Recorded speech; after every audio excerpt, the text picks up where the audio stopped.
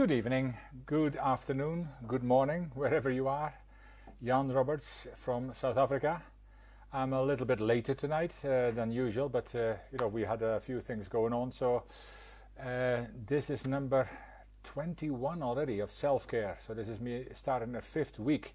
When as I said earlier, I'd only planned to do maybe a week, 10 days, but there is so much to talk into about self-care, and there is so much more to come yet. So today I'm actually going to talk into self-talk. Now, if you just take a minute and think about what you've said to yourself today, was it critical or was it kind of helpful? And how did you feel after you had a chat with yourself? Now, we all talk to ourselves, and if you just said, no, I don't, exactly, that's exactly what I mean. We all do it, and so you're not alone, you're not strange, you're not a freak. Everyone does it. Maybe that helps a little bit, I don't know, but it is good news. But the bad news is that we often do not realize the kind of conversations we are having in our own heads. And that's all fine when they're all positive and upbeat and all that kind of stuff, but most of the time it's not the case. And especially, I keep reminding people, and especially in this time when there is so much negativity around us from different people having different views, family members, friends, maybe we're even fighting with them or splitting up with them because of our different views, and it shouldn't be, because we should always try to understand before being understood, and it's always better to be kind than to be right. But when we do these kind of things, we all inadvertently have conversations going on between the ears, somewhere in between there. And your thoughts are a source of your emotions and of your moods, of course. The conversation you have with yourself can be destructive or beneficial. And they influence how you feel about yourself and how you respond to events in your life. Now, good or bad, you respond or react. And again, I said this before, that's a whole, and I might even do a whole session on that, by the way, because that's also very important for self-care. But self-talk is something you do naturally throughout your waking hours.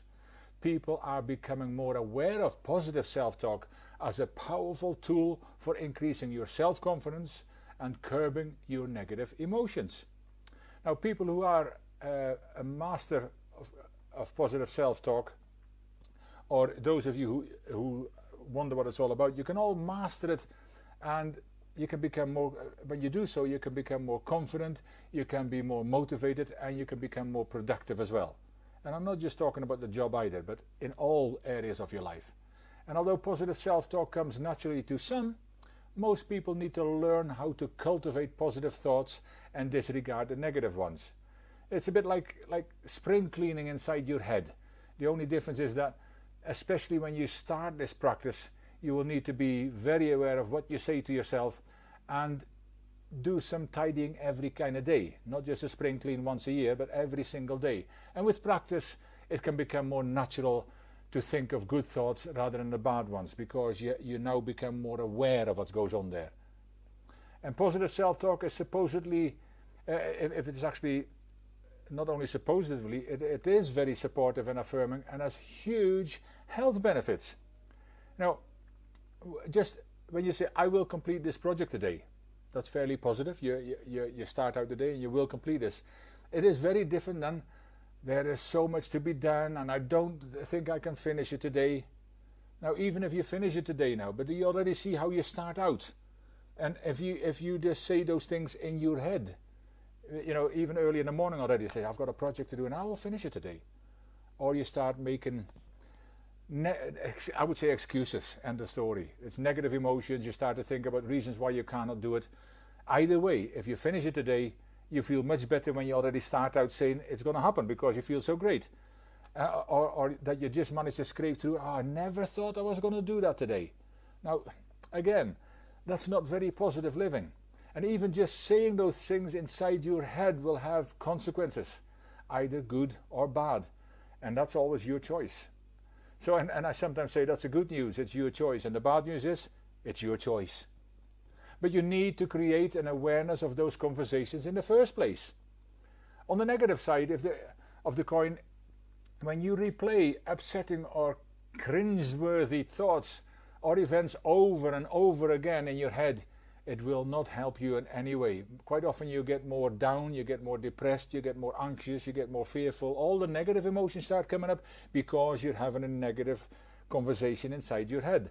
I mean, think about it outside of your head. How do you feel when you have negative conversations with others?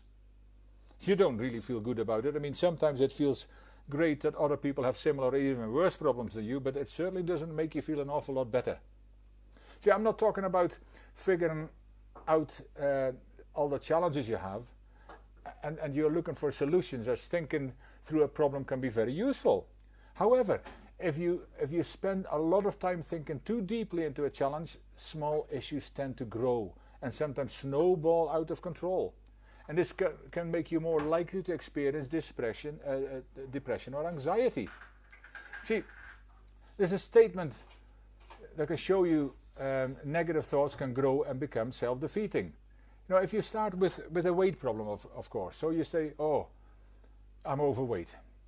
And then you start thinking about it more and more. I'm too fat. Just look at me. And no wonder I can't get a boyfriend or girlfriend. Why can't I lose weight? It's impossible.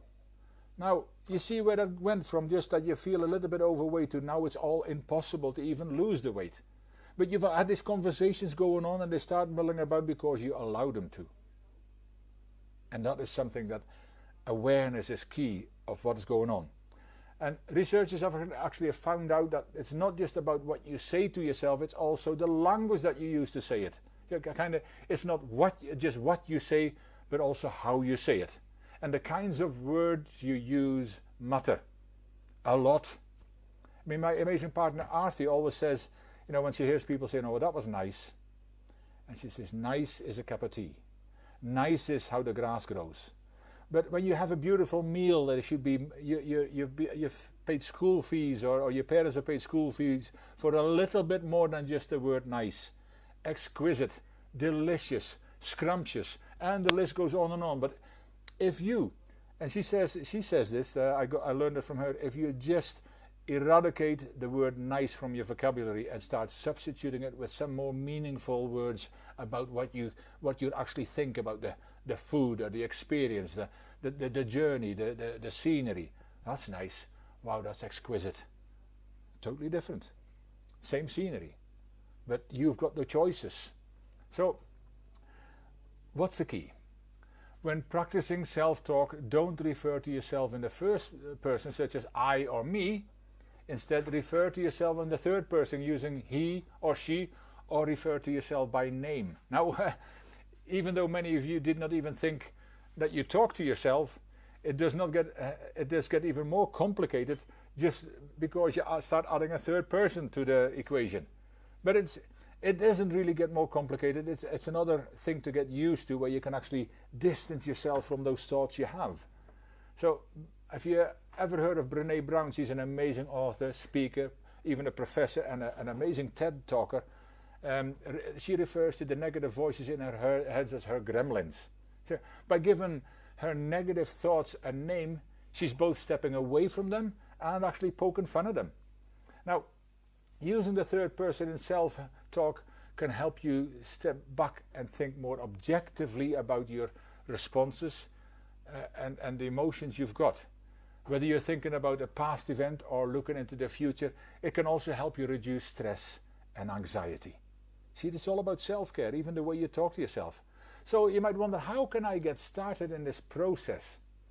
Well, there's a few things I just want to mention briefly to give you some idea. And as I say, it's like every subject I touch, there is so much more that 15 to 20 minutes just won't cover it. But it will give you an idea, and maybe it is then worth looking into it for yourself, because self-care, like a personal development plan, a personal growth plan, an exercise plan, it's all personal. No one size fits all, but there is so much of it, and I hope you're benefiting out of some of what I hope to add value to with you. But the first thing is you listen and learn. So you spend a few days just listening closely to your inner dialogues. Are you supportive to yourself, or are you critical and negative? Would you be comfortable saying those thoughts and those words to a loved one? Now there's an interesting concept. Are common threads or themes repeated?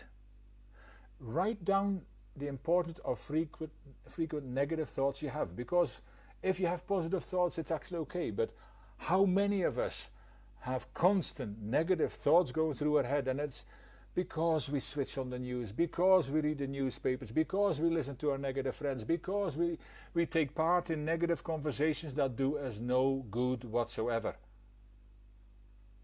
The second one is think it through.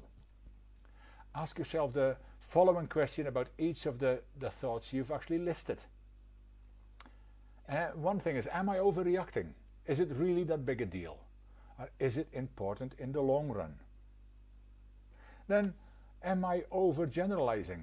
Am I coming to a conclusion based on one opinion or experience, more so than facts? Now that's an interesting conversation, especially at these times as well. Am I mind reading? Am I assuming others have specific beliefs or feel in a certain way? Am I guessing how they'll react? See, many of us have some irrelevant kind of peer pressure even. A kind of pressure because we are worried about what other people think. Not even just about what other people think, but about what other people think we think. Now it's a miracle, but first of all, it's my friend and mentor Les Brown always says, don't let other people's opinion of you become your reality. And another quote he's got which really connects with that is, other people's opinions of you are none of your business. So why would you even start to guess or think what they think? Why would you be so worried about what they think? Just a thought I just came into my mind here. Am I labeling myself too harshly as well? How often do we do that? How often are we so critical of ourselves? Do you refer to yourself using words like stupid, hopeless, or even obese? All these kind of things, and maybe we have a little bit of extra weight and we already start mulling this over like the example, and before we know it we see ourselves as obese.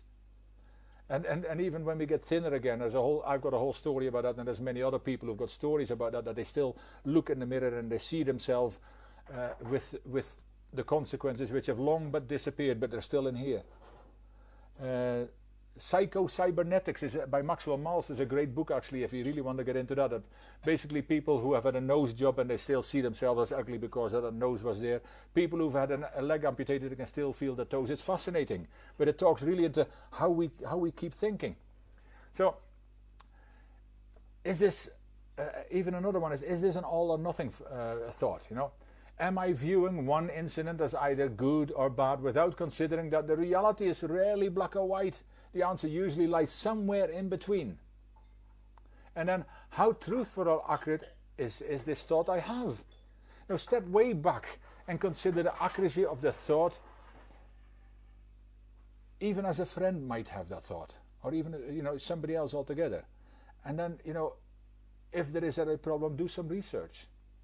But don't keep thinking about it negatively all the time, because as all the influences, and I could do a whole series about how you can influence yourself, because what influences you is the things you read, the people you associate with, and the things you hear. 3 things. Now you look at how you're doing in each one of these, and there's a whole, as I say, I could do a couple of hours on that alone. But be careful. The things you hear, the things you read, and the people you associate with. It'll govern the way your future is going to pan out. Negative or positive. It's always your choice. And then the last one I just briefly want to give you is switch gears. See, now you've actually had some practice and you've got a better idea how your inner thoughts are usually skewed. It is time to switch gears and learn a new approach to self-talk. So look back at the thoughts on your list and reword them in a kinder, more positive light. I mean, you might have heard about affirmations and how those kind of things work. But here is an example of, what an idiot. I really screwed up that presentation. Well, that's the end of my career. Now, here's another way to say that. I can do better than that. I'll prepare and rehearse more the next time, and maybe I'll get more. Maybe I'll get some public speaking training that would really be good for my career. Same thing, different outcome because of the way you act or respond. See, the first one was a reaction and the second one was a response. Another example is, I can't do that in just 1 week. It's absolutely impossible. Now the other way to do is, It's a lot to do, but if I take one step at a time, I'll think, and maybe even my friends can help me too. Same thing, different way. The first one was a reaction, the second one was a response. You actually start thinking about it and then come with some more positive response that will really help you much more, because the first one will not serve you in any way at all. And one final one, how ridiculous. I cannot teach myself how to think more positively. Can you not? That's a choice, by the way. There's no such thing as you can't. If there is anything that you can say is I won't, and that's also a choice. But say that a little bit different. Learning to think more positively can help me in many ways. I'm going to give it a shot. Yes, you can, as Artie said. Yes, we can. But see the difference again, the reaction and the response. You know which one is a knee-jerk reaction, which we often have. And if we can learn to respond, we're actually in control, much more so. See, banishing your inner critic and learning how to have productive, positive inner conversations has no downside whatsoever. Some may find it easier than others to adopt positive self-talk. Others may have to give it a little bit more time and put a little bit more effort in it. Either way, it's worthwhile step to take to bettering yourself and improving your self-confidence, your self-sense and your self-worth.